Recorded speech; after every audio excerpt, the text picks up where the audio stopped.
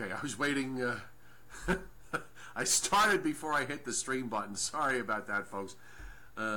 It's been a long week. Hi, everybody. It's Joe Cioffi, Fios 1 News, Long Island, and Fios 1 News, New Jersey.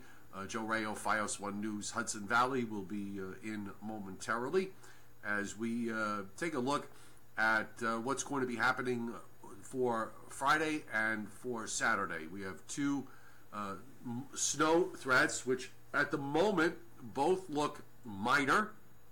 We have seen the system for Saturday, which was the one that was a little more worrisome and a bit more important, continue to come in more and more benign. I want to see just a little bit more confirmation of that tonight, and then we'll probably adjust our accumulation ideas for Saturday morning accordingly.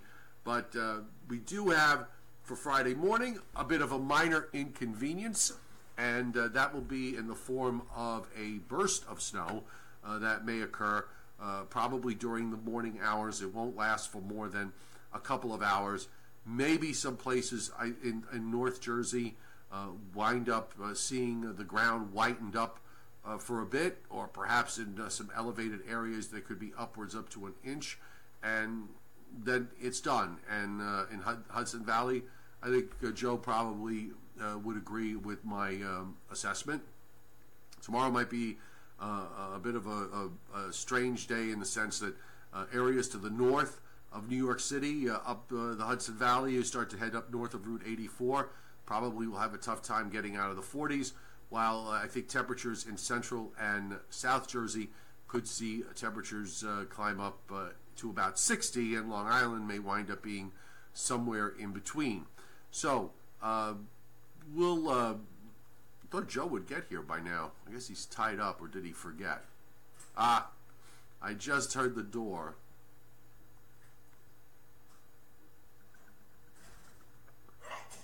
Bless you. I was wondering. Oh, you were able to hear that from out there? Oh my God, yes. Addison Green, Mr. Green, who's on dayside here on Fios 1 News, instead of being in bed getting ready for his shift tomorrow, is apparently staying up to watch us. A wise decision on your part, Addison. So I'm just setting up Friday and and Saturday. Did you have onions? Yes. I thought so. That's, I think, what probably said. But onions are good. Well, for you they may be. Actually, they just cleared my sinuses. No, if you want to clear your sinuses, horseradish. Gold's horseradish. Horseradish. Just open it up, take a whiff, and that'll clear out anything. Did I'm thinking Vidalia on the onions. You're not sure? I'm not sure. Were they the red onions? Or? Yes. Well, then they weren't Vidalias then. All right, I try. Anyway, I was just going over with everybody, talking about these two events for snow for Friday and for Saturday, that they both look pretty benign at this point. Tomorrow's is fast. It's a burst in the morning. Maybe some spots get the ground whitened up a bit, maybe a little bit more in some elevation, but as soon as it stops within 30 minutes, it's going to disappear anyway. Well, we have two. Actually, I think we have two bursts. I think we'll have the first burst with the warm front tomorrow morning, right, changing over to rain by midday. And I agree with you 100%. This looks, I wouldn't say benign, but certainly if we do see any accumulation, it's going to have to be on very cold surfaces. Right. I think. Although it is cold right now. I mean, it's going to be below freezing in a lot of spots overnight. The thing is, though, that this is not going to start until after the sun comes up. Which we're not looking at a problematic. I'll be very surprised if I wake up tomorrow. Oh yeah, it's not going to. No, but I'm very surprised if I when the radio goes off and I hear the announcer say, "Here are the school closings or school delays." Yeah, that's not going to happen. No, that's not going to happen. And then the second burst will come with the actual cold front coming through later tomorrow and tomorrow evening, and that cold front will be setting up the pathway for the next wave of low pressure coming up out of the south. But whereas yesterday we thought that would be close enough to affect us on Saturday with more significant snowfall, it's looking more like this system is going to be passing well off to our east and south, and just maybe giving us a glancing blow with a couple of flurries, at least up in the Hudson Valley, maybe there's a slightly better chance for coastal New Jersey and Long Island. I'm just not. It just looks very convinced yet. Right? Well, it just looks. From what I've been seeing and how things have changed to some degree in the last 24 hours, it just doesn't look all that impressive. Right. There's too much. I just think there's just too much of a jet in the north. It's just basically overwhelming everything. If we, I'll bring that. We'll bring up the jet stream map for you here, Joe. And I mean, you can see it doesn't have the kind of look that you would expect it to have. The whole northern part of that trough just kind of overwhelms. It's very broad. It's very flat. Even with what's on the satellite now coming into the west, the signature on the satellite doesn't look all that impressive. Well, we've got one more run coming our way in the next few hours, and I'll tell you, if that run matches what the last two runs have, and pretty much kicking that Saturday system more out to sea, I think we should just go with it. We've had over the winter time seen situations where one or two runs have said one thing, and then all of a sudden it's changed its mind. If it's going to change its mind, it's going to have to do it, I think, with this run tonight. Otherwise, I think it's pretty much in the bank that we're not going to see much of anything on Saturday. I have the NAM, the last run of the NAM model through Saturday morning, which actually was a little bit further to the north with the northern edge of the precip, if it means anything, which I don't know that it does, because 3 hours later it's already moving out and done, and by 2 o'clock in the afternoon it's over everywhere. But I just want to show the difference here. If we go back, I'm going to go back 1, 2, 3, 4, 5, 6, 7. Let's go back 7 runs. That's as far as we can go. So this is 7 runs ago. This was on Tuesday, the 3rd, right? Tuesday's the 3rd. So the nighttime run, Tuesday the 3rd. These are all for the same time frames, which are Saturday morning. And you can see the difference here. Oh, why did it do that? That's my fault. Sorry about that. I'm a mess tonight, Joe. Hang on one second. Let's go back to Saturday morning here. All right, so let's go backwards. I'll go back as far as I can. So just look at the difference, all for the same time frame. As we move it along each model run. This was the point on yesterday afternoon where it still looked like it was going to be something really substantial. Then we get into tomorrow evening, and look what happens. It just gets suppressed south, and it kind of comes back, and it inches back a little bit more, but it still has this very kind of flat look to it. It's not, I don't know, it doesn't have a really well-developed wave anymore that's coming out. It's just sort of a flat little low that moves along with a little bit of precip, little overrunning precip. Maybe there's a band of moderate snow on the northern edge of this, but I just can't get too excited about this causing a problem. And again, it only snows for a handful of hours before it pulls out anyway, so how much are you going to be able to put down? I don't know. Well, even yesterday, I was thinking that, well, if we do get some steady snow Saturday morning, let's say between 8 o'clock in the morning to, let's say, noon or 1 o'clock, the sun angle again, and there did not look to be, as we saw in other storms, the intensity that could try to overwhelm that high sun angle. So I really wasn't too overly concerned. And now it looks like, again, this, as you point out, it looks flatter, and it looks like it's heading more to the south and to the east, so we may miss out. But then again, after Saturday, then we have to start concentrating on Tuesday, which we will not mention or talk about again tonight, because that's we're not still several days out. I want to we could also show this from the perspective of the NAM, snowfall forecast map.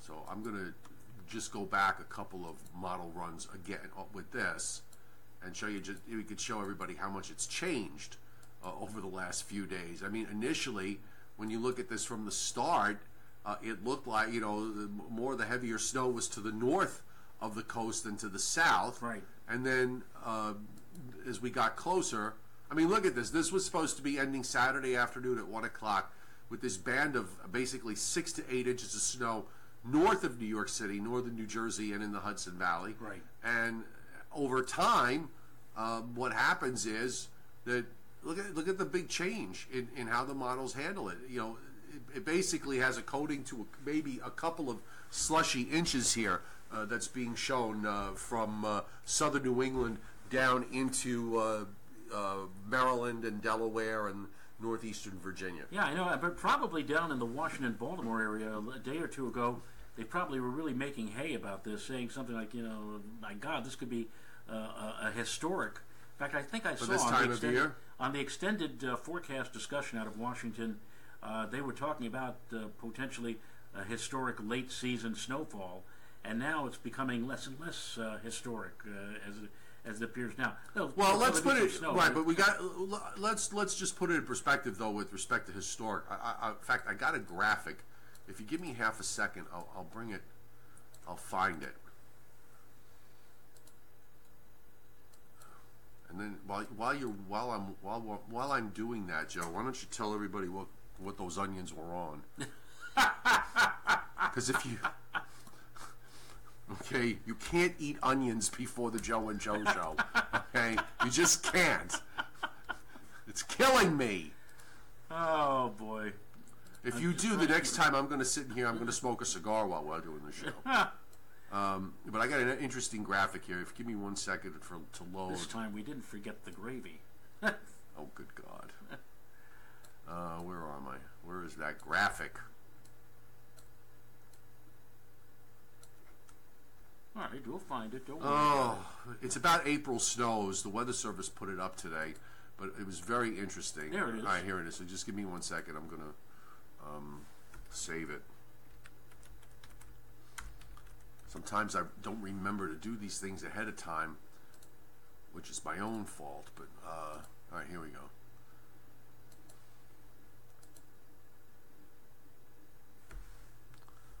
What did I just forgot what I called it.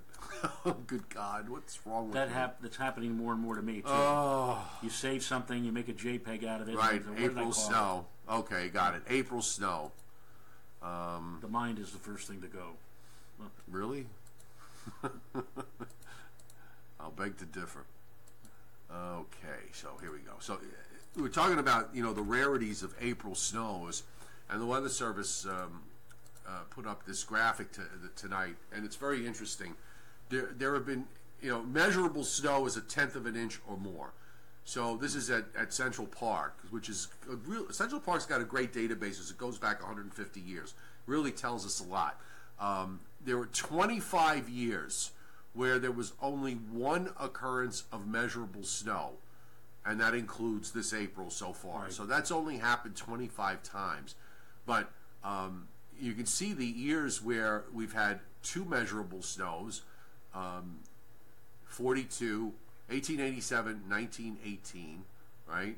Right. 1942 and 1996. So if we do wind up with even 1/10 of an inch on Friday and 1/10 of an inch on Saturday, that would give us 3 measurable snows, and that's only happened in those handful of years there, 1886, 1915, 16, 17. Interesting that it was 3 years in a row. Now, wait a minute. Am I reading that right?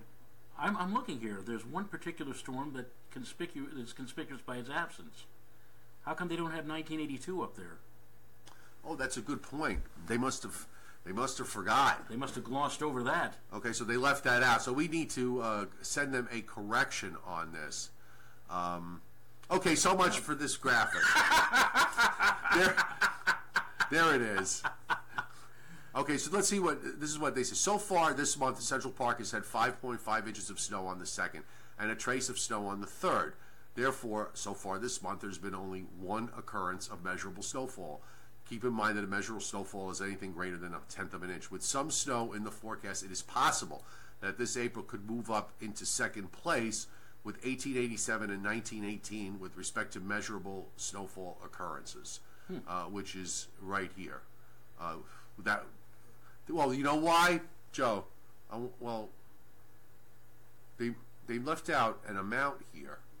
Okay, see, I thought I understood this graphic before when maybe I'm wrong.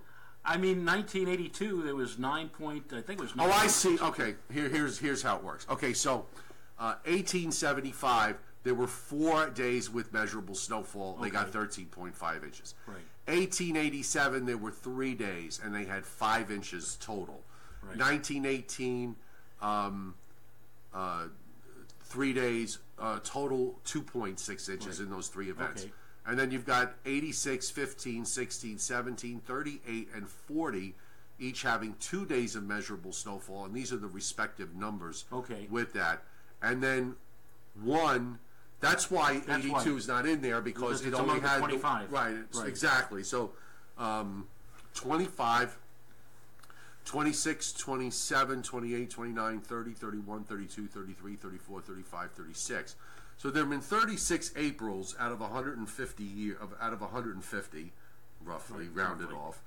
So 36 out of 150 where we've had snowfall in the month of April. So that's over 20% of the time. Right. So it's not a unique occurrence. No, but it's not rare. Rare. Yeah. So once every 5 years, roughly, we get snows in April. Something, Okay. yeah. Well, I thought I'd bring that. Remind me the next time that I have an idea to bring up a graphic, not to do it.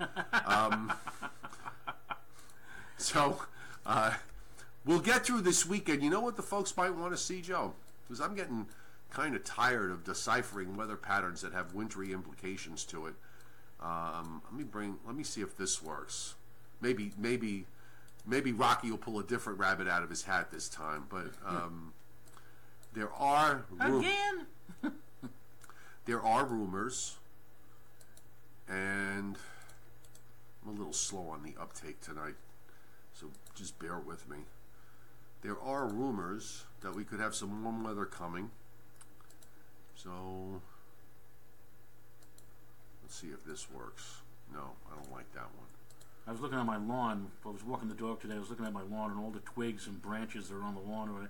And I said, let me see if I could start picking up a little bit. And all of a sudden, a gust of wind came and blew into my face, and I said, forget about this. Putting it on hold for a little while. Okay, so I want to go to next. Okay, this is next Friday. Right. 40s, 60s, but Saturday.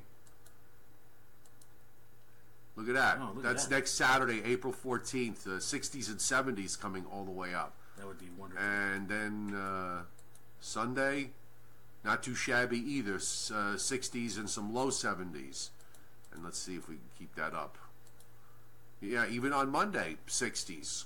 So, I'll tell you. Look at that. Look at that. That's Tuesday, April 17th, 60s and 70s. Nice. People be dancing in the streets.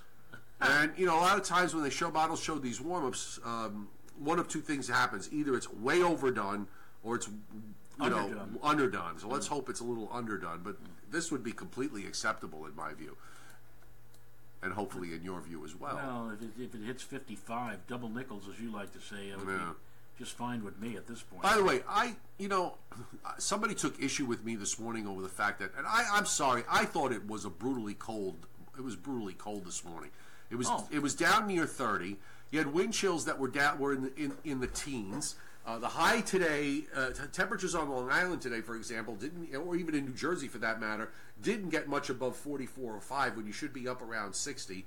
So it's 15 degrees below normal, which in January would give you a high in the upper teens and low 20s. To me, that's with the wind chill especially, this is brutally cold for this time of year. I just said a few moments ago, I was outside, this morning, bright sunny sky, but I mean, I said this is not April. This is more like early March, not early April. Yeah. And tomorrow will be interesting because we've had a little friendly debate here about tomorrow, at least in the Hudson Valley. I honestly believe that in the Hudson Valley, a lot of the computer models are suggesting temperatures of 50 or 55 as this warm front passes on through and we get that gusty southerly wind.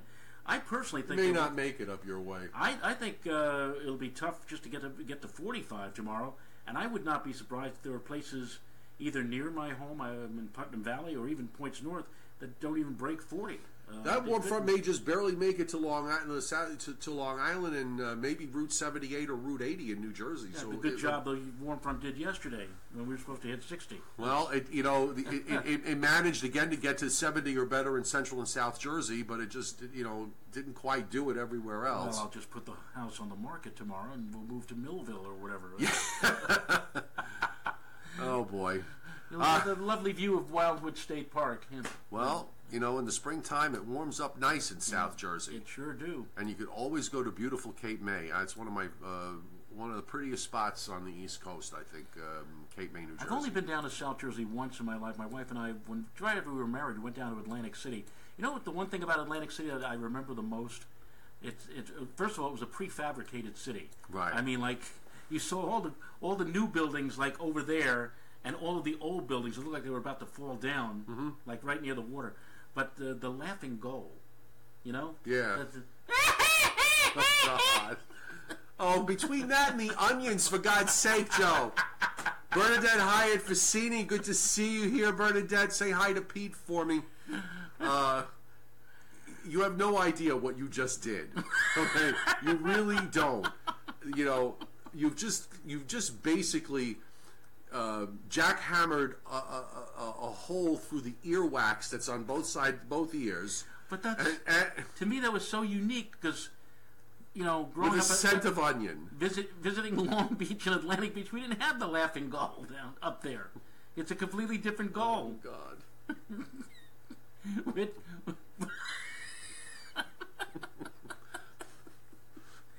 Not, of course, with the onions. Folks, you have no idea how difficult it is for me to sit here through all this tonight. And you know what? I'm not going to sit here any longer. We're going to put an end to this. But you can certainly watch an onion-free weathercast tonight on FiOS 1 News Long Island and FiOS 1 News New Jersey. And FiOS 1 News Lower Hudson Valley. I promise I won't do this again. Yeah. Garlic I can handle, because I eat a lot of garlic, so you wouldn't even notice. But up at the Stormville flea market, there is a company that sells in jars, pickled garlic and various types of. I'm sitting there at night, just like.